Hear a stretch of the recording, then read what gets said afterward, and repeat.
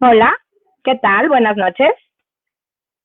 ¿Cómo están? Ya estamos iniciando un live más, un webinar más. El día de hoy vamos a hablar de un tema que es oronutrición y a muchos les sonará rarísimo porque no es un tema común ni es un término común, pero vamos a hablar sobre la alimentación del paciente que presenta algún tipo de trastorno en la masticación o en la deglución y que vamos a buscar la rehabilitación de la disfagia o la rehabilitación de la alimentación oral, ya sea porque estuvo alimentado en un periodo de tiempo por vía enteral, parenteral, o porque haya tenido alguna complicación oromotora.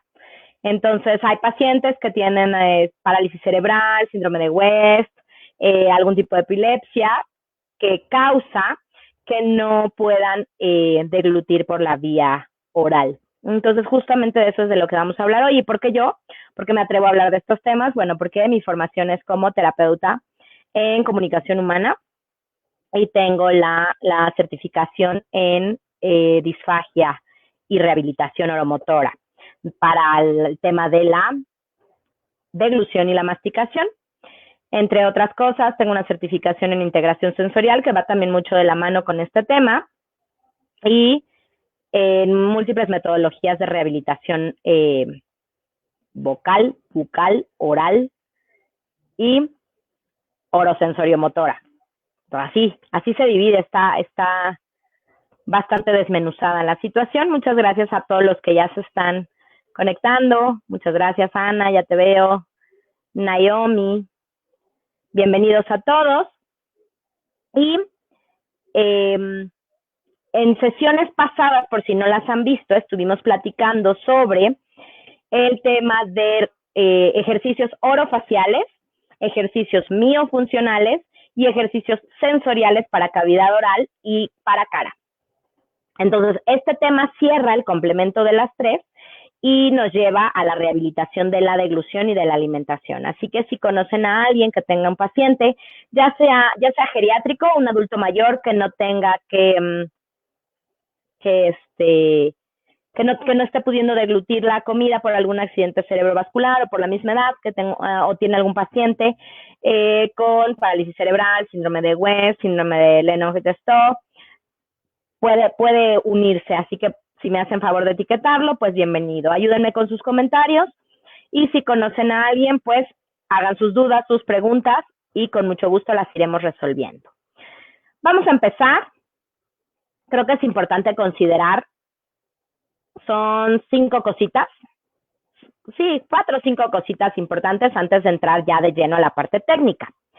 El objetivo de todo este procedimiento que vamos a llevar a cabo es poderle dar los cuidados necesarios al paciente, al familiar, y analizar que la nutrición sea la conveniente. Creo que ese es el objetivo máximo.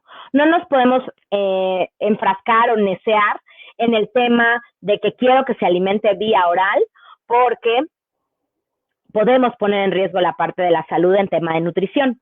Entonces, de inicio lo que tenemos que hacer es localizar cuál es la dieta adecuada y cuál es la vía adecuada de alimentación, preservando siempre la nutrición. Aunque preservemos la nutrición y aunque la mayoría de los alimentos se administren por vía enteral o parenteral, siempre es importante la rehabilitación oral para fomentar lenguaje, para fomentar sinapsis neuronales, para en los muy pequeñitos para fomentar plasticidad cerebral, mecanismos de aprendizaje, secuencias, etcétera, etcétera, etcétera. Entonces, sí tenemos que hacer un muy buen análisis de las necesidades de nuestro familiar o de nuestro paciente, de la situación de salud que tenga y de la cuestión familiar, la dinámica familiar que se está viviendo. ¿Qué es la alimentación oral? Es el proceso fisiológico de tomar o dar alimento por la boca y sobre todo buscar el aporte nutricional. Si el aporte nutricional no es suficiente por boca, entonces vamos a complementar. ¿Cuáles son las precauciones que tenemos que tomar? Antes de comenzar, tenemos que revisar que no haya alergias alimentarias. No vayamos a querer empezar con lácteos cuando es alérgico a la proteína de la leche de vaca, por poner un ejemplo. Intolerancias alimentarias intolerancias al gluten, a los caseinatos, intolerancia a la lactosa, que son dos cosas diferentes. También la parte de interacción de los medicamentos, si el medicamento tiene que ir precedido o antecedido por algún alimento, si tenemos que dar alguna cuestión, tenemos que revisar la historia clínica, eso es importantísimo. Y pues que no haya incompatibilidades entre los procedimientos terapéuticos, esto también es muy importante, no queremos pues sí, contraponernos, chocar con el procedimiento de terapia ocupacional o con el procedimiento de terapia física o incluso con el procedimiento médico. Entonces tenemos que ser muy claros y muy juiciosos. Por eso es importantísimo que no lo empecemos a hacer así nada más porque se nos ocurrió, porque nosotros queremos que la alimentación sea vía oral porque se pierde un montón de cosas. Queremos que preservar el bienestar del paciente. Y pues sobre todo también apoyarnos mucho en un nutriólogo. Ya tendremos próximamente una sesión con una nutrióloga que nos va a apoyar en estas cuestiones para verificar si dietas keto, si dieta libre de gluten y caseinatos, si una dieta específica, si una dieta alta en proteínas, si una dieta alta en lípidos. Tenemos que verificar cuáles son los requerimientos analizando masa muscular y grasa corporal. Entonces, pues de ahí dependerá mucho que necesitamos. Si tenemos un paciente espástico, va a ser una dieta completamente diferente a un paciente hipotónico. Si tenemos un paciente con autismo, la sugerencia será distinta. Y tenemos también que considerar siempre que las dietas de restricción no nos resulten mayormente discapacitantes en ámbitos sociales de lo que ya tenemos relacionado al diagnóstico. Y pues obviamente empezar de lleno en la valoración física del paciente, verificar qué habilidades tiene para la masticación, si todavía hay reflejos de masticación, si la glándula parótida funciona adecuadamente, los procesos de salivación, los procesos de cierre vertical y horizontal. Y entonces, a partir de ahí también poder adaptar la alimentación a estas funciones. Eso es algo muy importante porque de pronto queremos ir by the book, queremos hacer lo que dice la teoría y muchas veces la teoría más bien el paciente o las habilidades del paciente rebasan a la teoría y tenemos que ser muy críticos y muy juiciosos para poder hacer un plan de trabajo muy específico a las necesidades que tenga. También es importantísimo valorar el grado de dependencia de nuestro paciente y entonces determinar qué tanto ahí podemos compaginar con la parte ocupacional en la que el paciente pueda tomar los cubiertos o incluso asir la comida hacia su boca, tocarla, sentirla. Ahorita vamos a llegar a esta parte sensorial y solo proporcionar la ayuda necesaria. Y creo que aquí es muy importante subrayar la parte de que se acompañen de un proceso terapéutico para que sea el mismo terapeuta quien les pueda dar las pautas para hacer estas cuestiones. Entonces, importantísimo que tengan el acompañamiento terapéutico e importantísimo que pidan, en medida de lo posible, que su terapeuta de confianza les dé las estrategias necesarias y pertinentes para poder llevar a cabo esta cuestión y que no sea algo limitante que se quede en el cubículo de la terapia. Eso no nos va a servir absolutamente de nada y entonces sí podemos correr riesgos innecesarios. Entonces, de inicio, el tratamiento pues se va a llevar a cabo en el cubículo de terapia y después, idealmente, se tiene que transferir a la casa del paciente y a todas las enseñanzas y todas las herramientas y todas las estrategias, compartirlas con toda la familia. Importantísimo también, no puede recaer en una sola persona. No puede únicamente centrarse en mamá o no puede únicamente centrarse en abuela, no puede únicamente centrarse en papá. Necesitamos diversificar la carga de trabajo para que el cuidador tampoco tenga síntomas del síndrome de burnout o empiece a generar psicopatías o somatizar algunas funciones por la carga de trabajo extenuante. Entonces, muchas veces cuando empezamos la rehabilitación, la alimentación tarda mucho tiempo. Entonces, ahí también es importante poder jugar relevos y poder extenderlo a toda la familia, de preferencia nuclear y extensa, si no se puede únicamente nuclear, para que en el momento en el que alguno de los miembros no pueda, y no solamente que no pueda, sino que también amerite tomarse un descanso, pero en el momento en el que una enfermedad, una cuestión laboral no se lo permita, entonces podamos otro miembro de la familia pueda llevarlo a cabo. ¿Ok? Entonces vamos a tomar esas cuestiones a tomarlas muy en consideración. Vamos, hoy me estoy ayudando sola, así que vamos a poner aquí. Ya hablamos un poquito de cuál es el concepto de alimentación oral. Ahora vamos a hablar un poquito sobre el concepto de disfagia. ¿Qué es disfagia? No sé si alguna vez lo han escuchado, pero es justamente esta sensación de dificultad en el paso del bolo alimentario durante la deglución. Entonces, cuando presentamos una disfagia es cuando la comida no pasa de una manera libre, digamos, sin complicaciones. No se atora, no causa malestares, no causa nada. Y es importante mencionar, la disfagia no es una enfermedad, como tal no es un diagnóstico la disfagia, es un síntoma, es un signo y está caracterizado por esta sensación consciente, ojo, súper importante, no dolorosa de la dificultad. Es cuando se queda atorado, es cuando no pasa, es cuando se regresa por el tracto esofágico, es cuando tarda en bajar, es cuando el mecanismo del gluc no está procesado y entonces no permite el paso de los alimentos por el esófago. Tenemos otro término, que es odinofagia. No sé si habían oído hablar de la odinofagia, pero a diferencia de la disfagia, en este caso sí nos causa dolor.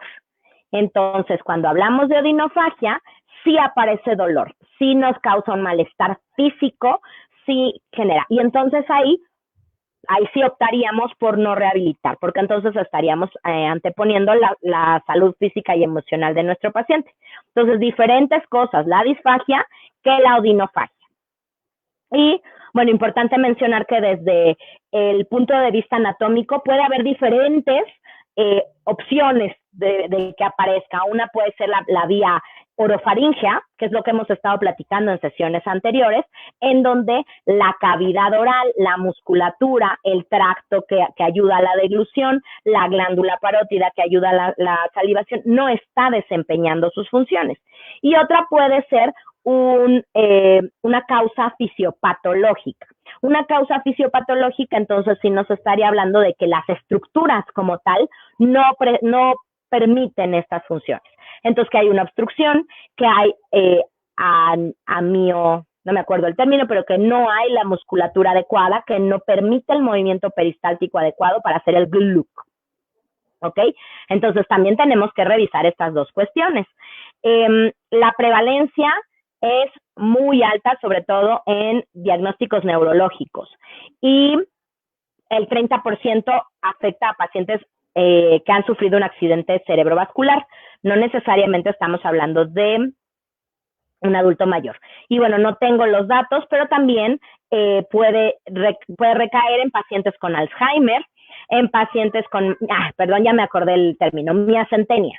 Miacentenia es la disfunción de los músculos, miacentenia grave, puede recaer en pacientes con esclerosis múltiple y pues sí hay un 60% de probabilidad de que recaiga en un adulto mayor de 77 años.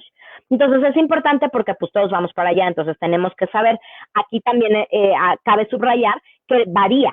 Esta cuestión de la disfagia puede variar desde moderada hasta severa, hasta imposibilitar la deglución, hasta que no haya opción de que se realice la deglución y entonces tendríamos que optar directamente, sin escalas y sin intentos, por la alimentación parenteral. Y hay dos también dentro de la moderado y severo, es como que tanto está la disfunción. Pero también tenemos que analizar qué tanto hay eficacia. Entonces, si únicamente está disminuida la eficacia, se puede rehabilitar. Y tenemos que considerar, hago mucho énfasis y subrayo mucho, no seamos necios y no pongamos en tela de juicio la nutrición o la broncoaspiración o la deshidratación. Entonces ahí tenemos que tener cuidado. Cuando hay un tema de inseguridad para la deglución, entonces podemos tener atragantamientos, obstrucciones de la vía aérea, aspiraciones, broncoaspiraciones, aspiraciones traqueobronquiales, que puedan acabar en urgencias. Y es una situación que definitivamente ni médicos, ni especialistas, ni familiares queremos vivir.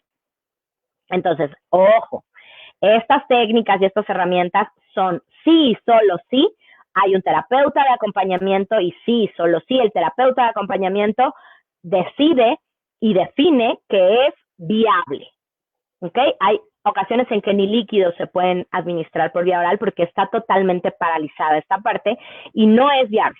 Entonces ahí lo que tenemos que cuidar y resguardar es la vida del paciente, y un terapeuta que no tenga la instrucción en primeros auxilios infantiles y adultos difícilmente va a poder llevar a cabo estas situaciones. Entonces sí tenemos que apoyarnos en un fisioterapeuta, en un terapeuta de la comunicación humana que tenga la expertise en esta rama, porque tampoco es como que ya por salir de la licenciatura tienes el expertise en esta rama.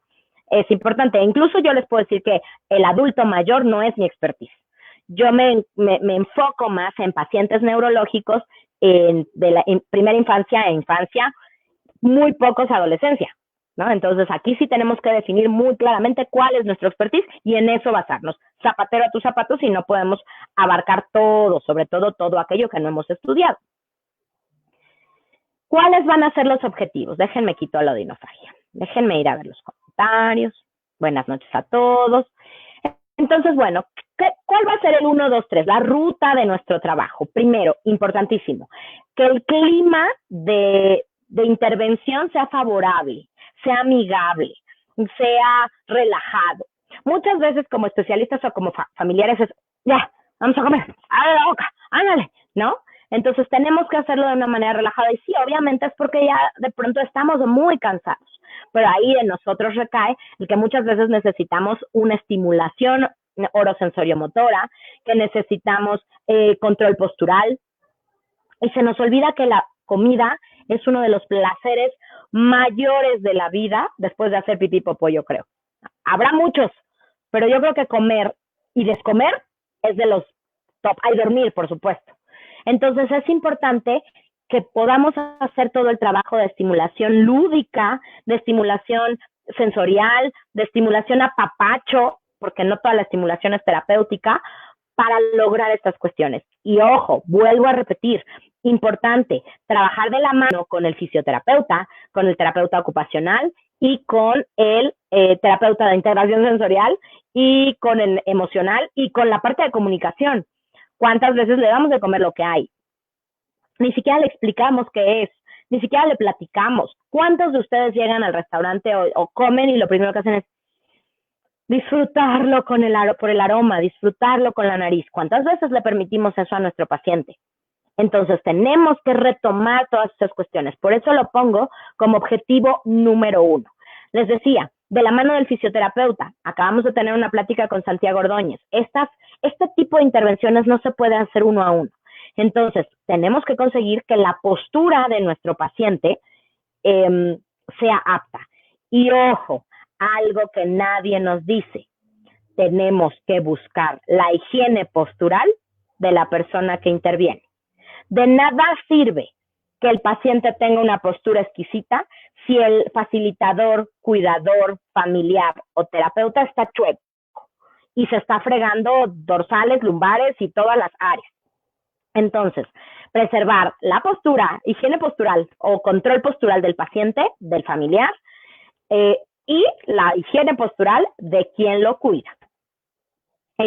Importantísimo, lo que veníamos revisando anteriormente, fomentar movilidad de cavidad oral. Ay, Dios mío, perdónenme si oyen esos trancazos en el micro. Fomentar la sensibilidad, toda la parte sensoriomotora, la parte miofuncional, la parte orofacial, que están involucradas en la alimentación. Es la estimulación que ya vimos: mejillas, carrillos, boca, lengua, labios, musculatura de cara, de cuello, encías, paladar blando, paladar duro, piso de la boca. Tenemos que tomarnos el tiempo previo para estimular todas estas cuestiones. Y aunado a esto, terapia ocupacional, tenemos que fomentar el aprendizaje de distintas estrategias relacionadas con el acto de la alimentación, no solamente enfocarnos a masticación y deglución. Tenemos que revisar coordinación ojo-mano, ver qué tanto con apoyo o con un facilitador o con adaptaciones el paciente, el familiar puede asir cuchara y llevarla a la boca. A lo mejor únicamente necesita un apoyo en codo. A lo mejor únicamente necesita que el cubierto tenga sujeción a dedos. Puede haber múltiples opciones, pero es importante que favorezcamos todo el evento de la alimentación. Como ustedes bien saben y como lo hacemos con los niños, el momento de la comida es un evento comunicativo, es un evento social, es un evento emocional, es un evento que estimula la parte de motricidad gruesa, fina, sensorial, muy sensorial por todas partes que lo veamos. Entonces, todo esto va a mejorar la masticación, la deglución y la succión. Hay ocasiones en las que desde la succión del pecho materno, de una mamila, tenemos que rehabilitar la parte de la deglución, succión, deglución, y es bien importante empezar desde ahí. Es bien importante favorecer la succión para que después el mismo movimiento de succión favorezca el de masticación. Entonces, ojo ahí, cuando tengamos pacientito, bebecito que empieza, tenemos que empezar por ahí. Importante, previo, realizar una pequeña preparación en zona oral antes de empezar la comida. Revisar cómo está el tono muscular. En ocasiones es simplemente bajar, disminuir tono muscular en lengua, en garganta, en tráquea, para poder favorecer la masticación y la deglución. En ocasiones se necesita utilizar algunas herramientas. Pero sobre todo en el paciente neurológico, es súper importante la estimulación sensorial y no solamente en cavidad oral. ¿Cómo tenemos que hacerlo? Tenemos que hacerlo desde la vía olfativa, auditiva, gustativa, propioceptiva, ¿no? A lo mejor también podemos meter la parte vestibular, la parte táctil o táctil. Tenemos que buscar y abordar todas las cuestiones. Sí es un mundo, por eso es importante que lo podamos hacer en compañía. Ya me estoy poniendo mi siguiente tema. Entonces, importante, y además, bueno, que sea lo más normalizado. Si son niños muy pequeñitos y si estamos empezando con el tema de masticación, hablando de 1 año, 2 años, podemos enseñarles a los niños a que agarren la comida, que huelan un brócoli como sabe a brócoli, que sientan un brócoli como se siente el brócoli, que prueben el brócoli como sabe el brócoli. ¿A qué me refiero? A no en papilla, a no ya desmenuzado, a no con sal y ajito y cebollita, ¿no? O sea, eso ya lo gratinado, delicioso. Intentemos que los niños en su primera infancia reconozcan los alimentos por su color, por su olor, por su nombre, por su textura, y esto nos va haciendo todo un archivo mental muy importante. Ojo, si nosotros permitimos al niño tocar los alimentos, aunque tenga una movilidad limitada, va a ser mucho más sencillo que la boca lo acepte, que la boca lo gestione. Necesitamos la autogestión de la comida. Entonces, podemos empezar desde las manos. Ese es un tip que a mí me parece fabuloso. Ya después les platicaré cómo fue que yo hice la lactación con mis hijos. Me encanta hablar del tema, lo voy a tocar en próximas. Y entonces, pues es muy importante abarcar toda la cuestión sensorial. Y esta cuestión de aventarlos a la parte sensorial nos va a llevar a generar los aprendizajes y nos va a llevar a que sea una vivencia total y nos va a llevar a que la aplicación diaria de estas técnicas sea muchísimo más amena, sea ya como parte de me lavo las manos antes de comer. Entonces, pues vámonos a la parte de la metodología. ¿Cómo? ¿Cómo rayos?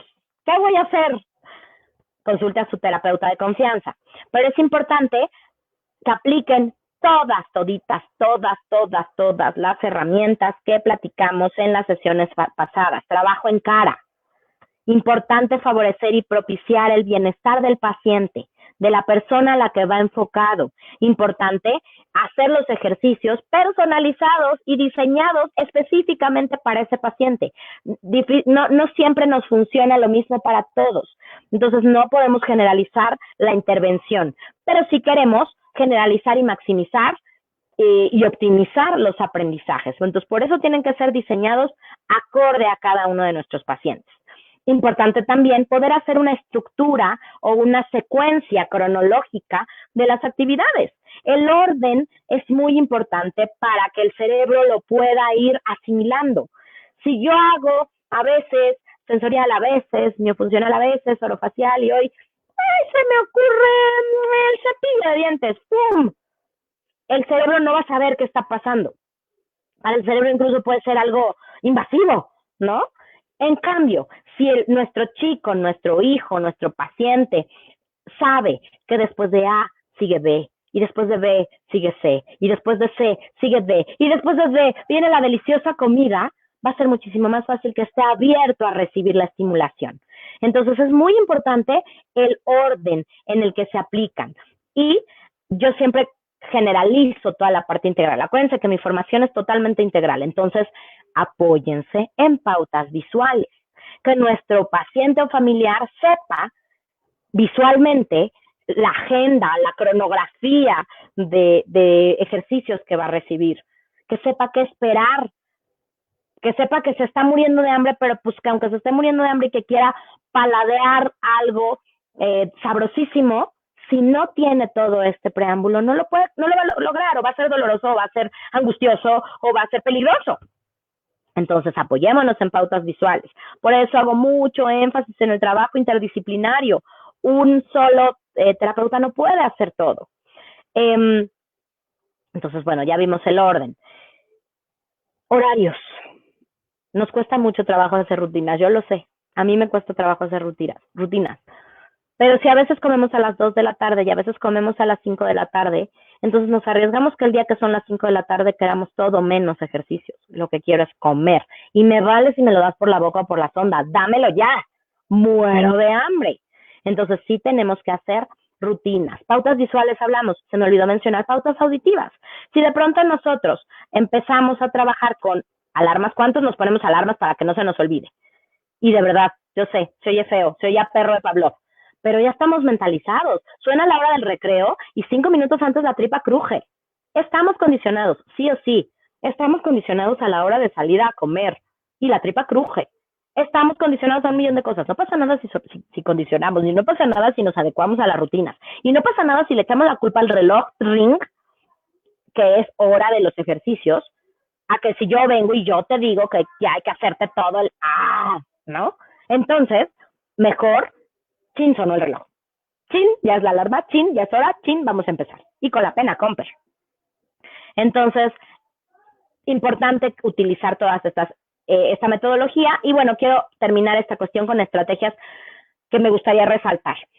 Lo dije al principio, pero lo quiero repetir. Ambiente favorable, rico, bonito. Me han tocado muchas familias, e incluso tengo por ahí una anécdota bastante feita, que aislaban a la persona a la hora de comer porque era desagradable. Y lo entiendo, de verdad que lo entiendo. Sí puede ser desagradable, sí nos podemos topar con flemas, sí nos podemos tocar con regurgitaciones, vómitos, atragantamientos, ojo, no asfixia, atragantamientos. Y pues muchas veces pensamos en todos los demás, ¿no? Ay, pues pobrecitos que no la pasen mal a la hora de la comida y entonces pues que no coman con el abuelito, que no coman con el hermanito, que no coman con... O les doy de comer a todos y después le doy, o le doy de comer primero a él y después a los demás. Y entonces, ¿qué pasa con esta parte social y emocional? Y entonces, ¿qué pasa con la carga emocional de... Pues el familiar lo sabe, el paciente lo sabe, la persona que tiene este tipo de alimentación lo sabe, lo sabe. Entonces, ¿qué es más fácil o qué preservamos más fácil? ¿Sensibilizar? ¿Tolerar? ¿Acostumbrar? ¿O aislar? Se los dejo de tarea, para cada familia es distinto. Definitivamente para cada familia es distinto. Vamos a hacer una pausita para revisar comentarios. Hola a todos, hola Mami, hola Blanca, qué gusto. Hola Ale, hasta Ecuador, muchas gracias. Lili, espero que Sergio sí se haya comentado, sino que nos vea al ratito. Bienvenida Xochitl, Ivonne, me encanta que estén aquí. Gloria, un abrazo, un beso. Anabel nos comenta, ahorita que hablamos de succión, con todo lo que has enseñado en los videos pasados, pueden hacerlo, para revisar la parte de succión. Anabel, no me acuerdo cuántos años tiene tu chico, pero no estoy segura que la rehabilitación sea, o sea, que la succión sea hacia mamar. Creo que a lo mejor la succión va a ser hacia popote o hacia vaso entrenador, pero claro, sí, podemos hacer todo un live de succión y uso de popote. Jessy, me encanta que estés presente, muchísimas gracias. Hola, Are. Hola a todos los que nos acompañan, muchísimas gracias por sus comentarios. Hoy no hemos tenido muchos comentarios, andan calladitos. Yo sé que es un tema complicado y que segmenta un poquito a la población, pero me encanta que están los que están. Entonces, hablábamos del ambiente favorable, experiencia gratificante, estimulante, amable, que lo disfrutemos todos. Eso es importante. Ya habíamos dicho, subrayo, presentar los alimentos desde esta perspectiva multisensorial, aroma, vista, gusto, tacto, aroma y olfato es lo mismo, todas, los 5 sentidos, por favor, ahí involucrados, los 7 si se puede. Luego hablaremos de integración sensorial, por los que no saben que existen 7 sentidos. Entonces, nada más déjenme, estoy medio camote y es que me pongo y me quito sola. Pero entonces vamos a platicar un poquito de esta cuestión de organizadores de tiempo y espacio. Hablábamos de las agendas hechas por pictogramas, no necesariamente tienen que ser pictogramas, pueden ser fotografías, no necesariamente tienen que ser fotografías, pueden ser letras, en dado caso no necesariamente tienen que ser letras, pueden ser colores, no lo sé, todo dependerá de nuestro paciente. Y bueno, el espacio, importante, vamos a iniciar, ya lo había dicho al principio, vamos a iniciar en el cubículo de terapia, ahí vamos a hacer todas las prácticas, ahí vamos a hacer todo el análisis y posteriormente vamos a trasladarlo a casa. Idealmente, y bueno, yo así lo hacía antes, creo que ahora me come el tiempo, nos trasladamos como terapeutas a la casa para verificar cómo está el comedor, en dónde lo sientan, cómo les la postura, cómo comen todos, cuánto tiempo les toma. Recuerdo un caso, no creo que me esté viendo, pero la chica se llamaba Susi, ya debe ser una niña de 19, 20 años, y al inicio, cuando yo la conocí, se llegaba a tardar hasta 2 horas y media, en comer 10 onzas. Se alimentaba con una mamila, con el hoyo muy grande, y se llegaba a tardar hasta 2 horas, 2 horas y media. Por supuesto, para su mamá era agotador, porque además le tenía que dar de comer 5 o 6 veces al día. Cuando hicimos toda la rehabilitación oral, toda la rehabilitación de esta cuestión de disfagia, comía en media hora y logró incrementar la cantidad de alimento y la cantidad de bombas. Entonces ya era mucho más rápido, se cuidaba postura, pudo hacer la parte de deglución, sí necesitaba un poco de asistencia, pero lo hacía excelente. Entonces también es importante disminuir.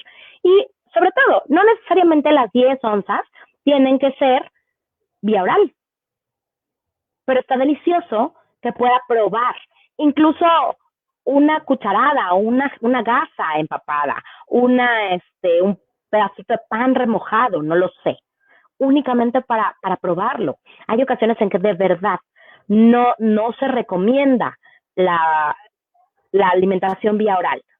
Pero ¿por qué los vamos a privar de los deliciosos manjares de la vida? Y entonces solamente se les humedecen los labios, se les pone tantito en el lateral de la lengua, encima de la lengua, únicamente para que lo paladeen, para que lo disfruten, para que lo conozcan. Y ya el resto de la alimentación se da vía parenteral, no pasa nada. Pero es esta parte, ¿no? Esta parte humana. Les decía que es importante estimular previamente, trabajar en el ambiente donde generalmente come y pues no solamente paciente, también familia. Revisar toda la cuestión emocional, física, mental, social de la familia, ¿no? Entonces eso es importante. Y bueno, la organización del tiempo, ya hablamos de las agendas, preferiblemente pues estas cuestiones tienen que ser diarias y les decía, insisto, no tienen que tardarse más de 1 hora entre estimulación y alimentación. Media hora, 15 minutos de estimulación y 45 máximo, así ya yéndonos cañón a la parte de la alimentación. Si se fijan, es más o menos lo que nos tardamos en cualquier momento. ¿Ok? Entonces, vamos a revisar eso. Acuérdense, recursos materiales que hemos usado en otros lives, de que nos hemos hecho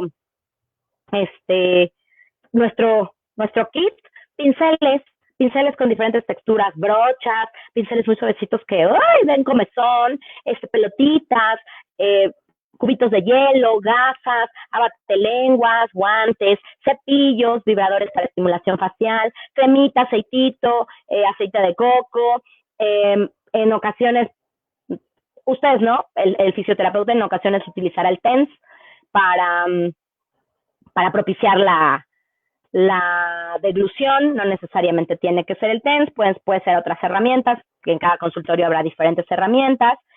Y vamos a hacer resumen rápidamente. Verificar y cuidar control postural, silla adecuada, buena inclinación de la silla, buena postura del facilitador o cuidador, alineación de cintura escapular, hombros, cintura pélvica, pelvis, piernas. Hay ocasiones en que puede ser semi sentado, pero no a menos de no acostado.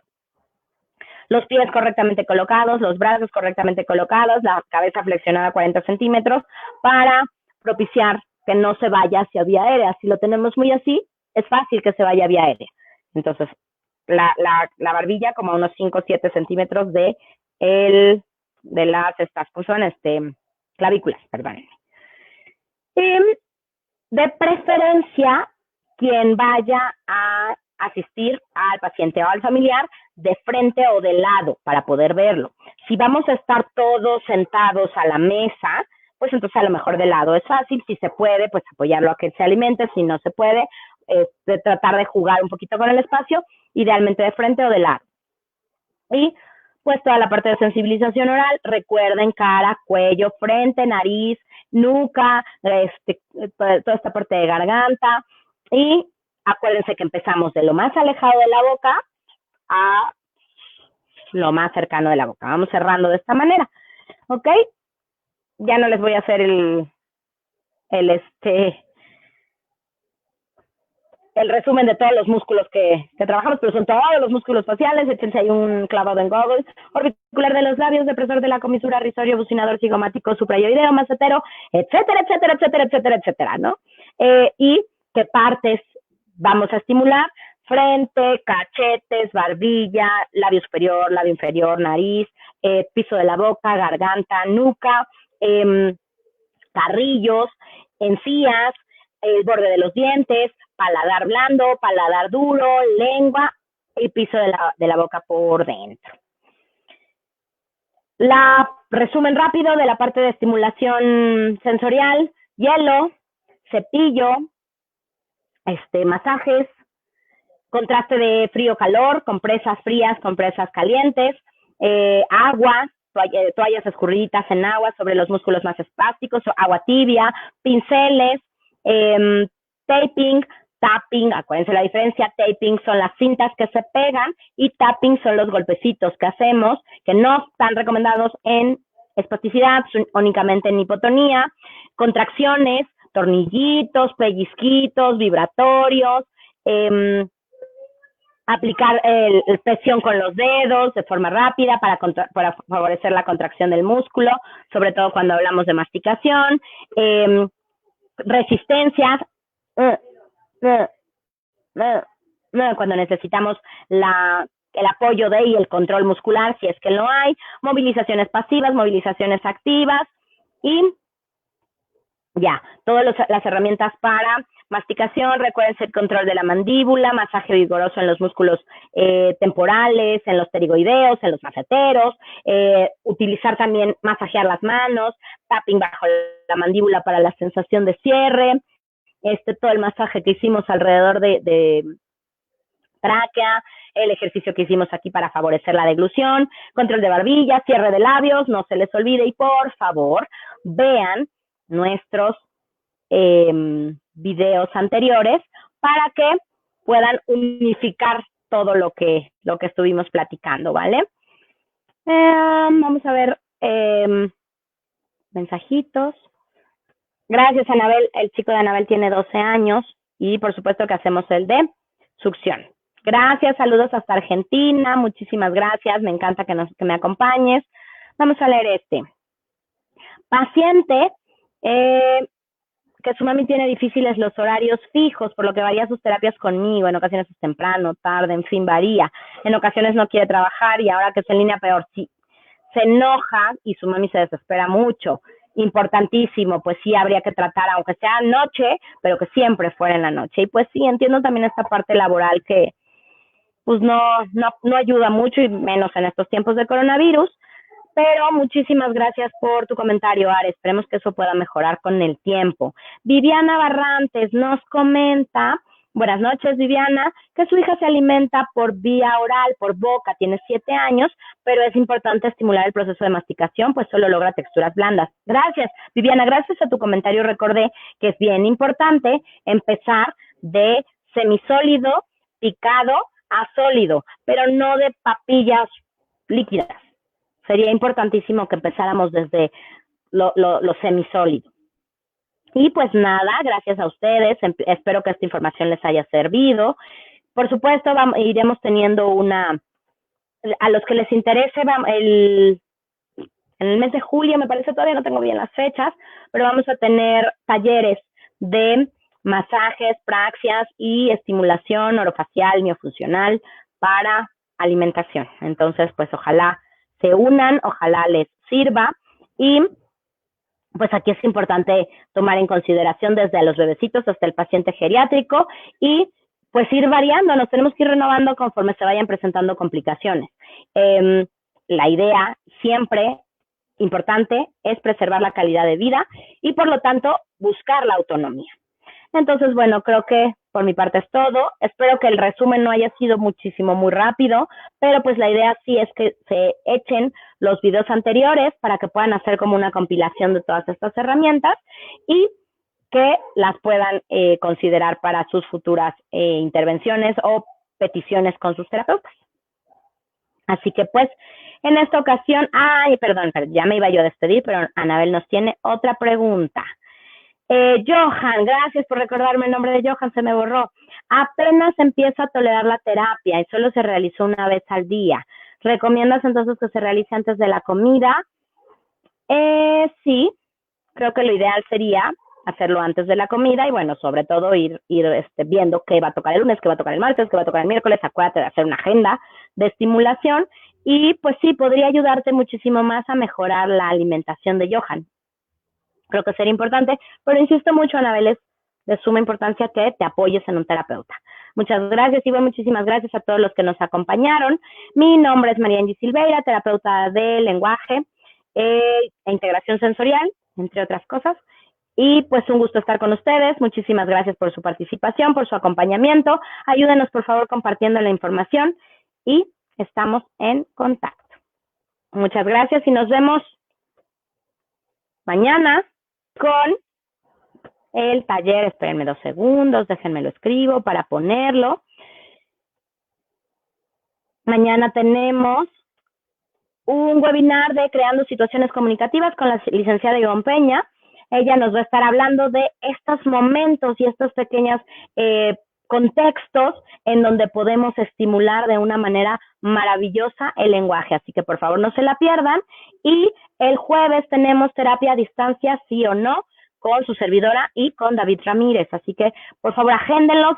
Hoy se me fue el avión y no me anuncié desde temprano, pero mañana sí, es más, a lo mejor desde ahorita, pongo el de la licenciada Ivonne, de creando situaciones comunicativas para que lo agenden y lo vean y les sirva a todos. Y ahora sí, procedo a despedirme.